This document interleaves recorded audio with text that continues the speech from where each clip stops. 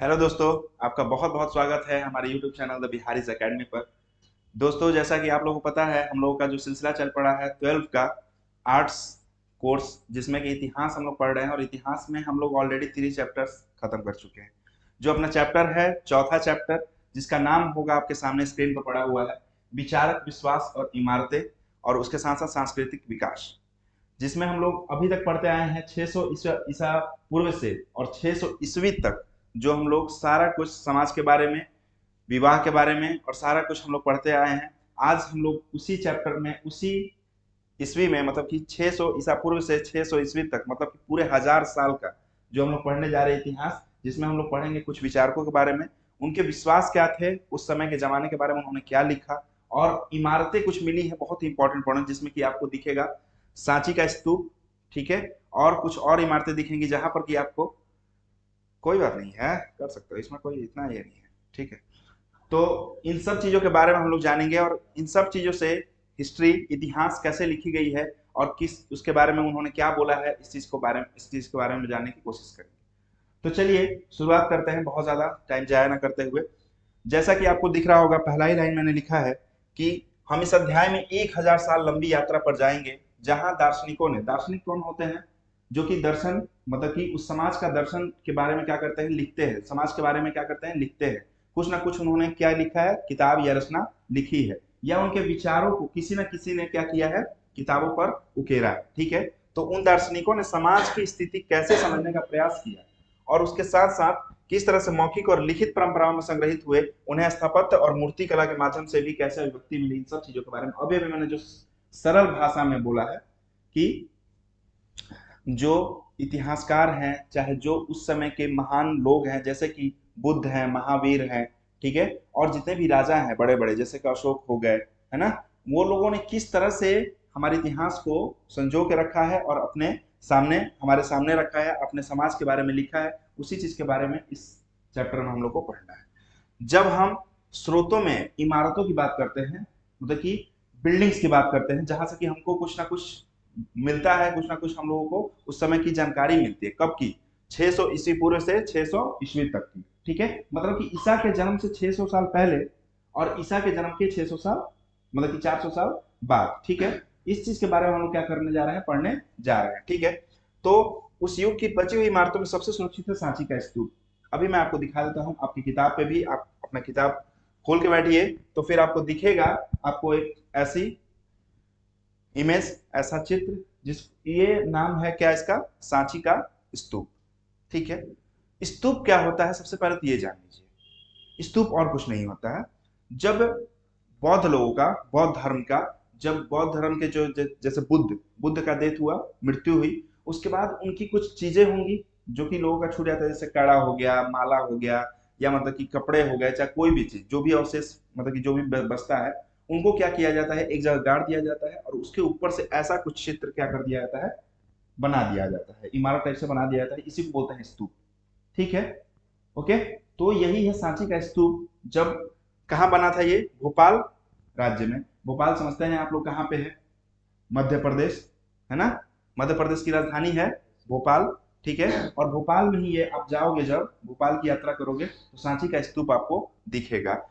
कनखेड़ा की इमारतें, जो भोपाल से 20 मील उत्तर पूर्व की तरफ एक पहाड़ी की तरह टीम बसा, ठीक है।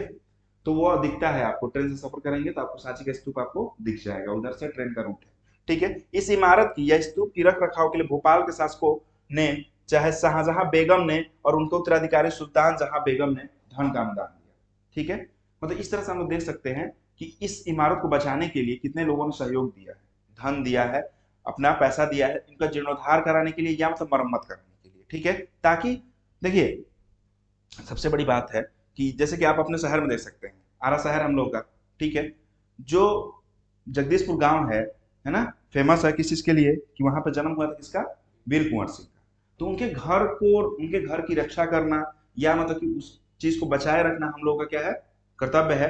यहाँ की सरकार का कर्तव्य होगा, यहाँ के एमएलए का कर्तव्य होगा, क्योंकि आगे भी जाके अगर बच्चों को जानना हो कि भाई जगदीशपुर में मतलब वीर कुंवर सिंह थे, उनका गांव कहाँ पे है, चाहे उनका घर कहाँ पे है, तो ये चीज जाके वो लोग क्या कर पाए, देख पाए, उनके बारे में अगर कुछ लिखना हो, उनकी वीरता के बारे में कुछ लिखना हो, तो आराम से बोल पाए, ठीक है। तो ये सब चीजें हैं जो कि आदमी इसीलिए क्या करता है, इमारतों को रख रखाव करता है। तो वन ऑफ द मोस्ट उस समय का जो फेवरेट इमारत है वो है सांची का स्तूप। ठीक है, कहाँ पर है, भोपाल में। ये क्वेश्चन यही आता है कि सांची का स्तूप कहाँ पर है। ओके, कब बनवाया गया था, तो अशोक के समय में बनवाया गया था, याद रखिएगा। अशोक जो थे बुद्ध के या बौद्ध धर्म के बहुत बड़े क्या थे, अनुयायी थे, मतलब शिष्य थे, ठीक है, बौद्ध धर्म के। और उन्होंने ही उसको बचाने के लिए, ठीक है, बौद्ध धर्म को बचाने के लिए उन्होंने बहुत काम किया। तो अशोक ने ही क्या बनवाया था, ये सांची का स्तूप बनवाया था। ठीक है, आगे बढ़ते हैं। आपको दिखेगा आपके स्क्रीन पे दूसरा आपका जो टॉपिक है, आप किताब खोलोगे तो पृष्ठभूमि है और देता है यज्ञ और विवाद। ठीक, यज्ञ हम लोग जानते हैं, यज्ञ अनुष्ठान आज भी होते हैं, है ना। किसके लिए, किसके लिए यज्ञ, यज्ञ होता है भगवान के लिए, पवित्रता के लिए, आसपास की चीजें क्या हो जाए, शुद्ध हो जाए। हमारे जिंदगी में जो भी कष्ट है, हमारी जिंदगी में जो भी क्या है समस्याएं हैं, उसका क्या हो जाए, निदान हो जाए। अगर हमें क्या चाहिए, अगर हमें धन दौलत चाहिए, अगर हमें सुख शांति चाहिए, तो क्या चाहिए, क्या कराना पड़ेगा, पंडित जी क्या बोलते हैं, यज्ञ करा दीजिए, है ना। चाहे बड़े बड़ा यज्ञ देखते हो कि कौन महाराज है, जियरा स्वामी, है ना। जियरा स्वामी जो है उनका भी अपना यज्ञ अनुष्ठान जो होता है बहुत भव्य तरीके से होता है। ठीक है, और ऑब्वियस सी बात है, देखिए बात यह है कि आप सामाजिक जीवन में जीते हैं, जब आपको तकलीफ तो होती है ना, सुख दुख तो चलता रहता है। और जब जब दुख होता है तो आप किसके शरण में जाते हैं, भगवान के शरण में। भगवान को पाने का एक तरीका है क्या, यज्ञ। ठीक है, ओके। अपना मानने का तरीका हो सकता है, लोग कुछ लोग को विश्वास होता है कि हम अगरबत्ती जला के या यज्ञ करके अनुष्ठान करके हम शांति नहीं पा सकते। कुछ लोग का होता है कि सिर्फ और सिर्फ सिंपल तरीके से जाके मंदिर में बैठ जाते हैं। ठीक है, तो लेकिन उस समय भी क्या था, यज्ञ था, और यज्ञ शुरू से ही होता है। ठीक है, तो इसी चीज के बारे में ये बोलता है कि पूर्व वैदिक परंपरा की जानकारी हमें 1500 से 1000 ईस्वी। मैंने बताया था कुछ शुरू शुरू में, जब पहला लेक्चर में दे रहा था, तो 4 वेद बताए थे, कौन कौन से, हाँ बोलते जाइए। ऋग्वेद तो पहला हो गया आपका, यस, ऋग्वेद, सामवेद, यजुर्वेद, अथर्ववेद। ठीक है, अथर्ववेद, ठीक है। इस तरह से ये 4 वेद लिखे गए हमारे यहाँ। और जो बात हो रही है वो ऋग्वेद की हो रही है। इसकी रचना जब हुई है, याद रखिएगा हमेशा, 1500 से 1000 ईस्वी पूर्व। ठीक है, जिसको बोलते हैं ऋग्वैदिक काल, मतलब कि ईसा मसीह के जन्म से 1500 साल पहले 500 का काल जो है ऋग्वेद का काल है अपना। ठीक है, उसके बाद ये 3 वेद लिखे गए जिसको बोलते हैं उत्तर वैदिक काल। ठीक है, ऋग्वेद, यजुर्वेद और सामवेद, मतलब कि 1000 से कहां तक, ये तीनों जो लिखे गए हैं 1000 से स्टार्ट हुआ है और 600 ईसा पूर्व तक। तो ये बोलना क्या चाहता है, बोलना यही चाहता है कि पूर्व वैदिक परंपरा की जानकारी हमें 1500 से 1000 ईस्वी पूर्व के, मतलब ऋग्वेद के बारे में जब जानकारी मिलती है, तब भी हमें मालूम होता है कि उस समय अग्नि, आग, इंद्र, ठीक है, इंद्र मतलब जानते हैं, इंद्र वर्षा के देवता होते थे, सोम, सोम देवता, ठीक है, और आदि कई देवताओं की स्तुति का संग्रह कहां पर, ऋग्वेद में आपको मिल जाएगा। आज भी जब अनुष्ठान होता है, यज्ञ होता है, तो ऋग्वेद के बहुत सारे मंत्र क्या हो जाते हैं, पढ़े जाते हैं। ठीक है, हम लोग समझ में नहीं आता है, लेकिन फिर भी जो पंडित हैं, जो वो करवाते हैं अनुष्ठान, उनको मालूम है ये सब चीजें। ठीक है, यज्ञ के समय इन स्रोतों का उच्चारण किया जाता था, और लोग मवेशी, मवेशी मतलब वही जानवर, जंतु, ठीक है, बेटा, बेटा नहीं हो रहा है तो स्वास्थ्य, अपने स्वास्थ्य की कामना करते थे, लंबी आयु की कामना करते थे, आदि के लिए क्या होता था, यज्ञ अनुष्ठान होता था। ठीक है, शुरू शुरू में यज्ञ सामूहिक रूप से किया जाता था, मतलब बहुत लोग मिल गया, पूरा मोहल्ला का लोग मिल गया, पूरा गांव के लोग मिल गया, पूरा कबीला का लोग मिल गया, और एक जगह बैठ के यज्ञ अनुष्ठान कर लिया। धीरे धीरे क्या हुआ, पैसा आने लगा, समृद्धि हुई, और समृद्धि हुई तो फिर क्या होने लगा, भाई साहब अकेले अकेले भी लोग यज्ञ कराने लगे, इतना मतलब कि पैसा आ गया। आज भी देखते हो कोई कोई लोग अकेले भी बहुत बड़ा योगदान दे देते हैं यज्ञ में, क्योंकि पैसा है, आपके पास धन दौलत है। ठीक है, चलिए, और अब जो एक आप यज्ञ देखते हो, जब आप महाभारत देखते हो, ठीक है, तो आपको ये आपको यज्ञ दिखता होगा, अश्वमेध, देखते हो लास्ट में जब वो घोड़ा छोड़ते हैं राम जी, और लव कुश क्या कर लेते हैं, पकड़ लेते हैं, उसके बाद लव कुश से लड़ाई होती है, युद्ध होता है राम जी का, है ना। उन लोगों का जिद रहता है कि, क्योंकि अश्वमेध यज्ञ का यही विशेषता था, अश्व मतलब क्या होता है, घोड़ा, ठीक है, घोड़े को छोड़ दिया जाता था। जो आदमी, जो व्यक्ति अगर उस घोड़े को पकड़ेगा, उस यज्ञ के घोड़े को, ठीक है, तो समझो उससे क्या करना पड़ेगा, युद्ध करना पड़ेगा, है ना, ठीक, या अपनी गुलामी देनी पड़ेगी।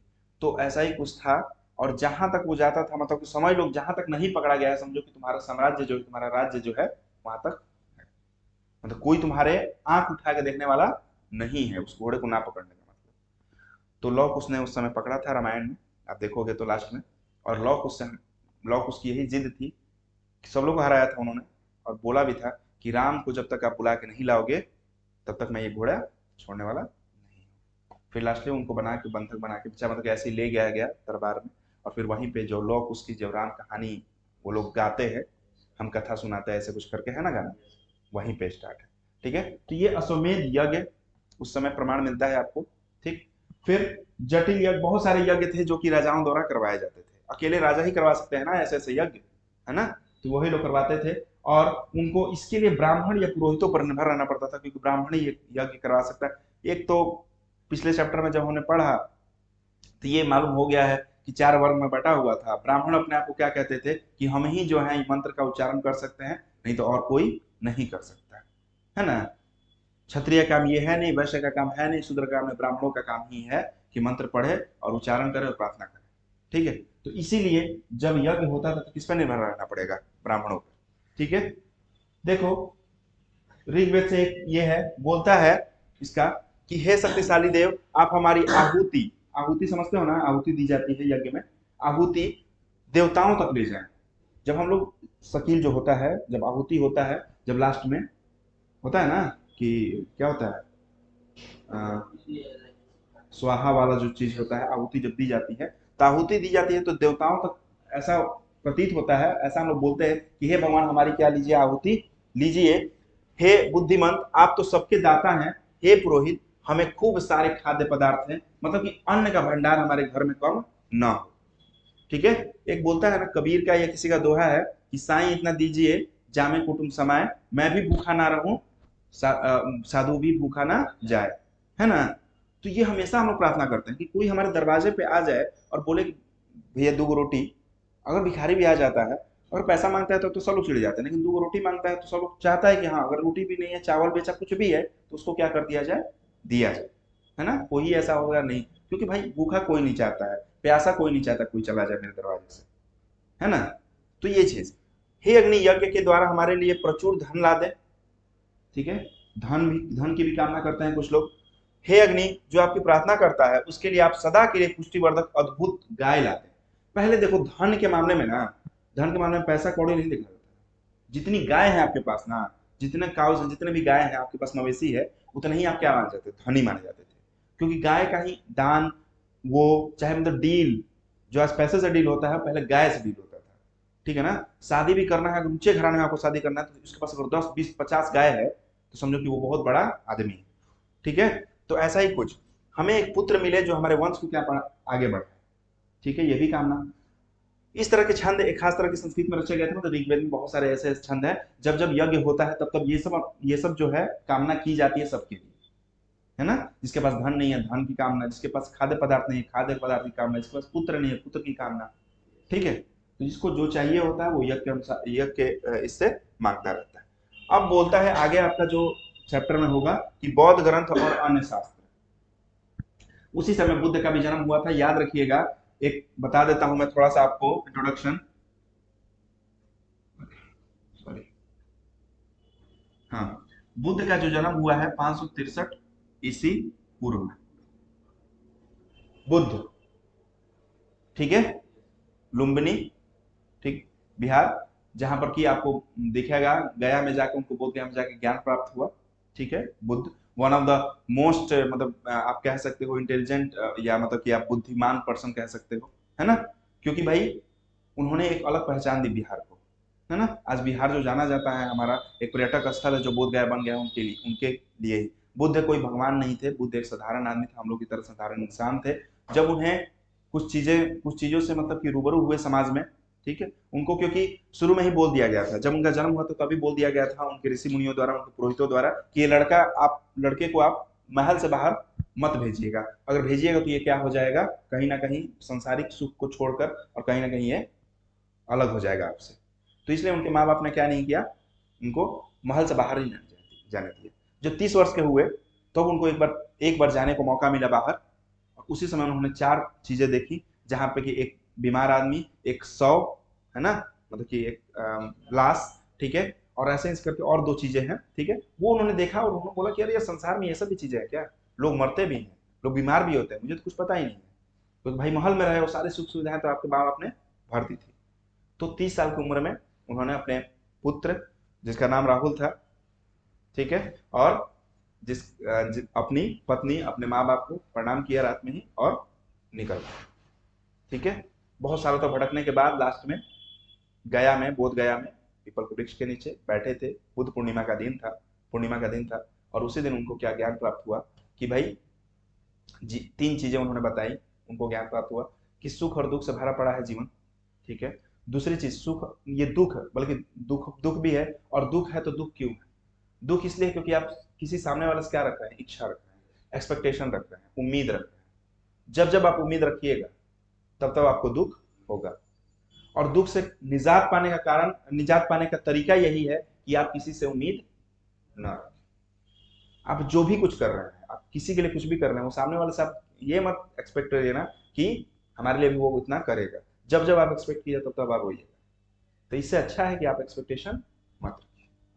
ये बुद्ध का अपना सत्य है, ठीक है। उसके अलावा उन्होंने अष्टांगिक मार्ग बताया, 8 को मार्ग बताया, जिसके द्वारा आप क्या कर सकते हो, भगवान को पा सकते हो। जिसमें उन्होंने बोला कि मतलब कि वही सम्यक ज्ञान, सम्यक बुद्धि, मतलब वही सम्यक दृष्टिकोण, हर एक चीज में आपका जो देखने का तरीका होना चाहिए वो बहुत क्या होना चाहिए, बराबरी का होना चाहिए। आपकी बोली में क्या होना चाहिए, मिठास होनी चाहिए। ऐसे करके उन्होंने 8 तरीके बताए, ठीक है। तो बुद्ध के बारे में ये सब चीजें हैं। लेकिन अभी क्या हमको जानना है कि बौद्ध ग्रंथों तथा अन्य शास्त्र के बारे में किस तरह से उन्होंने, बौद्ध ग्रंथों ने किस तरह से उस समय के समाज को लिखा, या उस समय का बुद्ध का जो सबसे बड़ा किताब है वो कौन सा है, ठीक है। चलिए देखते हैं। उपनिषदों में, उपनिषद में लिखा गया कि मृत्यु के बाद जीवन की संभावना, ठीक है, जीवन का अर्थ क्या होता है, मृत्यु के बाद जीवन की संभावना क्या है, और पुनर्जन्म के बारे में जानने के लिए बहुत उत्सुक आज भी होते हैं हम लोग, कि मर के आदमी कहाँ जात हुई, है ना, होला ना, कि मर के आदमी कहाँ जात हुई, या मतलब पुनर्जन्म होला कि ना होला, काथी में पुनर्जन्म हुई हमने के, है ना। तो ये सब चीजें उस समय भी थी, आज भी है। आज भी इन सब चीजों का क्या नहीं है, तुम्हारे पास उत्तर नहीं है। उत्तर लोगों ने देने की कोशिश की है, वही हम लोग देखने जा रहे हैं कि कई शिक्षक जिनमें महावीर और बुद्ध शामिल है, उन्होंने ये प्रयास किया कि ब्राह्मणवाद जो था, जो मतलब कि एक ब्राह्मणों का वर्चस्व हो गया था समाज पे, क्योंकि महावीर और बुद्ध जो ये थे, क्षत्रिय थे, ठीक है, और ब्राह्मणों का बहुत ज्यादा क्या देख रहे थे, वर्चस्व देख रहे थे। मतलब कि नहीं होता है कि हर एक बात पे 10,000 की पूजा करवाना, 20,000 की पूजा करवाना, लूटने वाला काम। तो ये सब चीजें चल रही थी, तो उन्होंने बोला कि कर्म कांड से कुछ होने वाला है नहीं, है ना, ये गलत तरीका है। आप ऐसा ही प्राप्त कर सकते हो, किसको, भगवान को प्राप्त कर सकते हो, ठीक है। यही चीज बताने की कोशिश की। बुद्ध जो है चर्चा और बातचीत करके, जैसे कि हम बातचीत कर रहे हैं ना अभी, वैसे ही बात करते करते हो सकता है तुम्हारे मुख से ऐसा कुछ निकल जाए जो कि हमें ज्ञान न हो, हमारे मुख से ऐसा कुछ निकल जाए जो तुम्हारी जिंदगी बदल दे। तो ऐसा ही कुछ करके बुद्ध जो है घूमते रहते थे, घूम के बात करते थे, सबसे बात करते थे, वही से क्या उनको मिलता था, शिक्षा, ज्ञान मिलती थी, और वो भी ज्ञान देते थे, ठीक है। इसी चीज को जो तीन तीन मतलब त्रिपिटक करके इनका याद याद रखना, ये क्वेश्चन आता है ऑब्जेक्टिव में कि बौद्ध ग्रंथ में सबसे मतलब कि अच्छा ग्रंथ कौन सा है, तो याद रखना कौन सा है, ये त्रिपिटक। त्रिपिटक मतलब कि 3 गो पिटक है, 3 गो ग्रंथ है जो कि बुद्ध पे लिखा हुआ है। पहला में जो है विनय पिटक है, याद रखना 3 पिटक कौन कौन से है, विनय पिटक। विनय पिटक में संघ, है ना, या बौद्ध मठों में रहने वाले लोगों के लिए नियमों का संग्रह था। बौद्ध मठ बनाया गया था जहां पर कि आपको क्या करना है, जाके वहां पे ध्यान करना है, ठीक है, ज्ञान लेना है, शिक्षा लेनी है। तो उसका ज्ञान कहाँ पे है, विनय पिटक में, ठीक है। सुत्त पिटक में क्या है, बुद्ध की शिक्षाओं को रखा गया है, जो उन्होंने शिक्षाएं दी, है ना, टीचिंग्स जो लर्निंग्स थी उनको रखा गया है। बाकी दर्शन जो फिलोसफी दी उन्होंने, उसमें किसमें रखा गया है, अभिधम्म पिटक में। तो इस तरह से हमने देखा कि बौद्ध ग्रंथ में, बौद्ध ग्रंथ को या बौद्ध के ज्ञान को कौन से त्रिपिटक में रखा गया है। और त्रिपिटक में कौन कौन सा, पहला विनय पिटक, जहां पर कि संघ या बौद्ध मठों में रहने वाले लोगों के लिए नियमों का संग्रह है। सुत्त पिटक, जिसमें बुद्ध की शिक्षाओं को रखा गया है। और अभिधम्म पिटक, जहां पर कि उनके दर्शन को रखा गया है। ठीक है, याद रखेंगे, ये ऑब्जेक्टिव बहुत ही खास होगा आपके लिए। देखिए अभी तक ऑब्जेक्टिव जो बन रहा है आपके लिए, सांची का स्तूप, ठीक है, फिर इसके पहले हमने ऋग्वेद के बारे में पढ़ा, कहाँ से कहाँ तक, ठीक है, वेद। और तीसरा ये आपका आ रहा है बौद्ध वाला, बुद्ध वाला, जहां पर कि आपको त्रिपिटक के बारे में थोड़ा सा याद रहना चाहिए। ये यहाँ से ऑब्जेक्टिव जरूर एक क्वेश्चन जरूर रहेगा। ठीक है, आगे बढ़ते हैं, क्योंकि बुद्ध बहुत ही अलग टॉपिक है और वहां से क्वेश्चन होना ही होना है। आते हैं, अब महावीर पे आ जाते हैं। अपना आज का लास्ट टॉपिक होगा महावीर। ठीक है, बुद्ध के साथ साथ ही महावीर भी जन्म उसी समय हुआ था अप्रोक्सीमेट, और दोनों ही राजा के बेटे थे। ठीक है, दोनों की ही जिंदगी में कोई ऐसा कुछ नहीं था कि जिससे उनको साधु संत बनना पड़े। बट एक होता है आदमी का दिमाग, है ना, चलते चलते लगता है कि नहीं, संसार में कुछ रखा नहीं है, कुछ हम लोग को अलग करना चाहिए या दुनिया के लिए कुछ करना चाहिए। तो ये लोग भी ऐसे ही थे। ठीक है, बहुत सालों तक रहने के बाद ये भी इन्होंने भी क्या किया कि अपनी पत्नी, अपनी सारे मतलब माँ बाप को सबको छोड़ के और निकल पड़े खोज के तलाश में। 10 से 11 साल तक भटकने के बाद इनको भी क्या हुआ, ज्ञान प्राप्त हुआ, महावीर को भी। ठीक है, इससे पहले भी ऐसा नहीं था कि महावीर के पहले तीर्थंकर नहीं थे। ठीक है, तीर्थंकर, देखो जैन धर्म में जो लोग ज्ञान प्राप्त मतलब ज्ञान की बातें करते हैं या मतलब शिक्षा देते हैं, उनको तीर्थंकर कहा जाता है।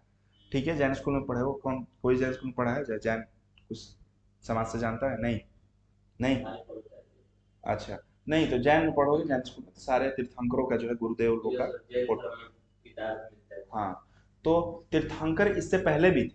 23 तीर्थंकर, देख लो 23 शिक्षक थे जिन्हें तीर्थंकर कहा जाता था। यानी कि वह महापुरुष जो पुरुषों और महिलाओं को जीवन की नदी के पार पहुंचाए। जीवन की नदी के पार पहुंचाना मतलब क्या, जीवन कट नहीं रहा है, मतलब बहुत सारी कष्ट है, बहुत सारी दिक्कतें हैं, तो ये लोग शिक्षा ज्ञान नहीं होता है कि प्रवचन सुनने जाते हो, वैसा ही कुछ है ना। तो उसमें से एक महत्वपूर्ण आदमी थे जिनका नाम था क्या, महावीर। और जैन धर्म का मानना है कि संपूर्ण विश्व प्राणवान है। अब समझ लो, ये इसलिए टफ हो जाता है, जो जैन धर्म है टफ हो जाता है, जैन धर्म अपनाना आसान नहीं है, क्योंकि ये बोलता है कि संपूर्ण जो है विश्व जो है प्राणवान, मतलब कि हर एक चीज में, चाहे वो छोटी मोटी चींटी हो, चाहे मतलब जानवर हो, चाहे आदमी कोई भी हो, सब में क्या है, प्राण है, प्राण बसा हुआ है। और बोलता है, यह माना जाता है कि पत्थर, चट्टान और जल में भी जीवन होता है। ठीक है, जीवों के प्रति अहिंसा, खासकर इंसान और जानवरों, पेड़ पौधों और कीड़े मकोड़ों को न मारना जैन दर्शन का केंद्र बिंदु है। जैन धर्म तो इतना तक बोलता है, महावीर इतना तक बोलते हैं कि आप खेती मत कीजिए। यही गलत है, खेती मत कीजिए। खेती क्यों मत कीजिए भाई, कि हल चलेगा ना, तो कीड़े मकोड़े क्या होंगे, मरे, तो मत मारिए। तो भाई खेती नहीं करेंगे तो खाओगे क्या? दिक्कत यही है, कीड़े मकोड़े अगर, क्या देखते हो जैन धर्म में, देखते हो कि लोग नंगे भी घूमते हैं, कपड़ा वपड़ा कुछ नहीं पहनते, कभी देखे होगे अगर जैन जेल रोड में अगर ये करोगे तो, कभी कभी, क्योंकि उसमें भी दिगंबर और श्वेतांबर, जो दिगंबर है वैसे घूमते हैं नंगा, और श्वेतांबर जो सिर्फ और सिर्फ एक उजला कपड़ा लपेट के घूमते हैं।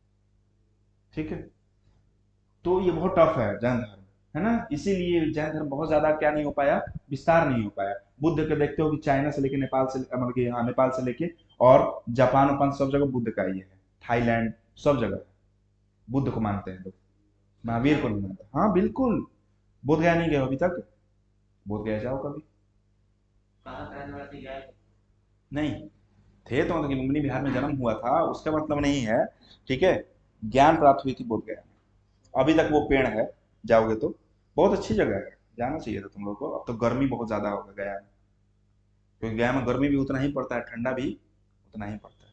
तो जाना सितंबर अक्टूबर नवंबर के समय में अगर जाना होगा तो 2-4 दिन का प्लान करके। अब बहुत बड़ा, बहुत ज्यादा ये नहीं लगने वाला है पैसा। ठीक, चलिए, तो वही उन्होंने बोला कि भाई किसी को नहीं मारना चाहिए, कीड़ा मकोड़ा को भी मत मारिए। ठीक है, अहिंसा मत कीजिए। जैन अहिंसा के सिद्धांत ने संपूर्ण भारतीय चिंतन परंपरा को प्रभावित किया। सब लोग सोचे अरे यार ऐसा भी कुछ हो सकता है, ऐसा भी सोचा जा सकता है, अहिंसा में बिल्कुल विश्वास नहीं। ठीक है, ऐसा कुछ धर्म था कौन, अपना महावीर का। ठीक है, ये बोलते हैं जैन मान्यता के अनुसार जन्म और पुनर्जन्म का चक्र कर्म के द्वारा निर्धारित होता है। जैसा आप कर्म कीजिएगा वैसा आपके सामने, जैसन कर्म कमाई वैसन आगे आगे आई। तो उस चीज पे बहुत ज्यादा विश्वास है, कर्म पे बहुत विश्वास है। कर्म जैसा कीजिएगा अगला जन्म भी आपका वैसा ही होगा, ऐसा महावीर बोलते हैं। बुद्ध भी इस चीज में मानते थे कि भाई कर्म का बहुत ज्यादा इंपॉर्टेंस है। कर्म जैसा कीजिएगा। अपने माँ बाप के साथ आज आप अगर ये कर रहे हैं, झगड़ा लड़ाई चाहे जो भी मारपीट, तो आपका बेटा भी आपके साथ जरूर करेगा, ये देख लीजिएगा समाज में कभी भी, है ना। जो नौटंकी करते होंगे, दारू पी के आते होंगे, अपने माँ बाप से जो बदतमीजी करते होंगे, चाहे जो भी चीज, है ना, फ्रूटी पी के, तो आगे वो जाके अगर बेटा नहीं मारा उनको ना, चाहे बेटी अगर कलह नहीं कर दी, चाहे बेटी भाग नहीं गई, चाहे ऐसा कुछ हो जाएगा जिसके उससे जिंदगी बर्बाद हो जाएगी, उसको समझ में आ जाएगा। तो बहुत बड़ी चीज है कर्म, है ना। ठीक। अब ये देखिए, कर्मों के चक्र से मुक्ति के लिए त्याग और तपस्या की जरूरत होती है ना। त्याग कीजिए, ठीक है, तपस्या कीजिए, मतलब कि चीजों को आप अगर अपना बनाना चाहते हैं, आज आपका कर्म क्या है? पढ़ाई। त्यागिए जो भी है चीजें, जो भी आपके जिंदगी में ऑब्स्टेकल्स हैं, जो भी, मतलब कि मोबाइल हो सकता है, चाहे ऐसा कुछ हो सकता है जिससे कि आपका टाइम बर्बाद हो रहा हो, जहां पे आप एडजस्ट कर सकते हैं। आप अपने जीवन के लिए समाजीकरण से मैं मुक्ति की बात नहीं कर रहा हूँ, ये तो बात कर रहे हैं, लेकिन मैं बोल रहा हूँ सोशलाइज रहिए, लेकिन लिमिटेशन। लोगों से मिलिए, मित्रों से मिलिए, समय दीजिए उनको, लेकिन अपने लिए, अपने डेवलपमेंट के लिए भी आप वक्त निकालिए। कर्म जो है आपका वो कीजिए। वही बोलते हैं कि कर्म पे आप फोकस रहिए, त्याग कीजिए, तपस्या कीजिए, तभी आपको प्राप्त होगा। और यह संसार के त्याग से संभव हो पाता है, इसलिए मुक्ति के लिए विहारों में निवास करना अनिवार्य नियम बनाया गया। देखो ये गलत है। महावीर और बुद्ध में यही थोड़ा सा डिफरेंस है कि बुद्ध बोलते हैं कि आप अगर संसारिक जीवन में भी है ना, आप भगवान को पा सकते हैं, आप सत्य को पा सकते हैं। महावीर बोलते हैं कि नहीं, परिवार में रह के, सब लोग के साथ रह के, गृहस्थ आश्रम बसाते हुए आप प्राप्त कर लीजिएगा, नहीं होगा।